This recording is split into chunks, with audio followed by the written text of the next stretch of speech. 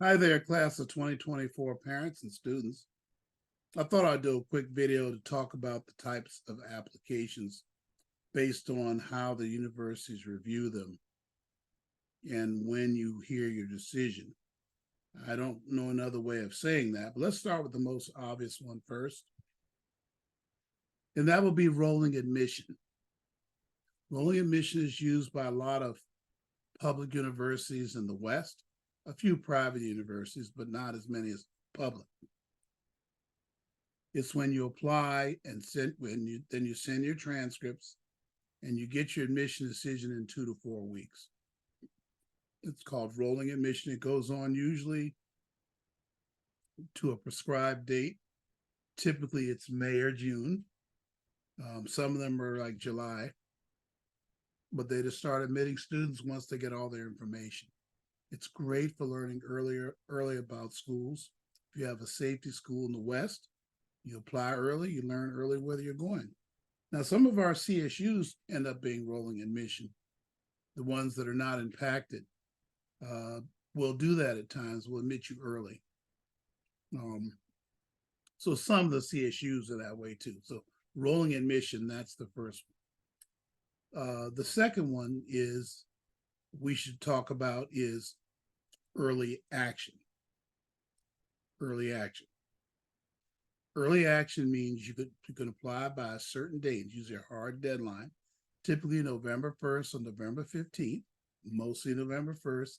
That's the thing, they're all November 1st. So if you say I'm apply early to every school and you have a long list, there's no way you can do more than about 3 or 4 quality applications due the same day, particularly since most of you have students who didn't finish their essays.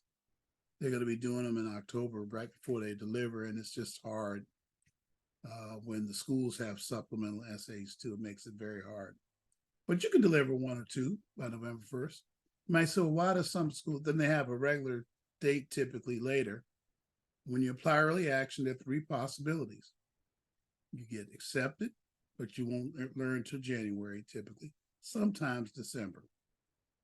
That's what makes it early, because other people won't hear till March or April, hence early action.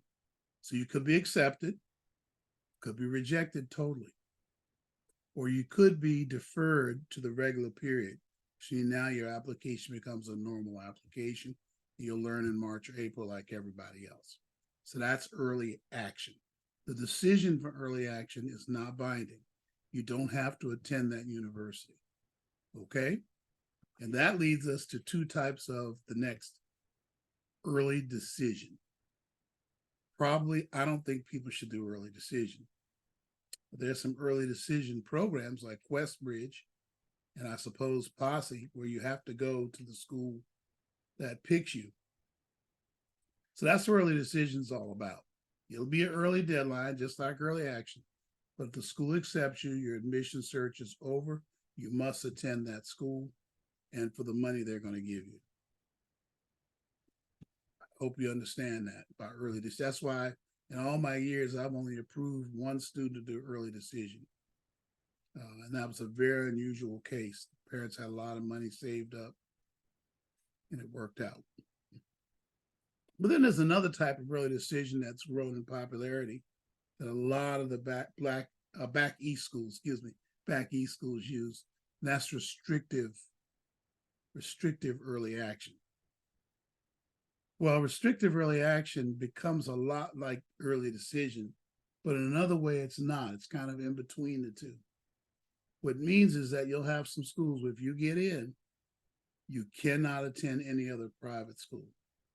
You could attend another state university, public university.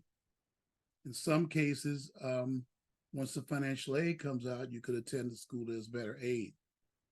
But when you're accepted restrictive early action, you're pretty much pinned to that school as a private school.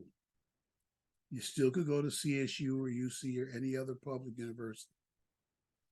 I don't think students should do restrictive early action that much because it's too restrictive.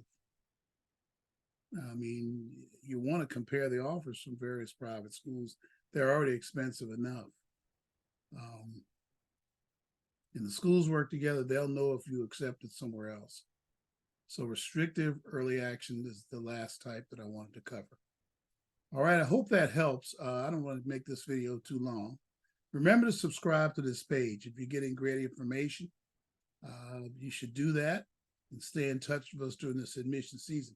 If you're interested in me helping you out, helping your student, you can email me. My email address is on the screen below here. And also I'll include it in the description. God bless you. Thank you very much. Bye-bye now.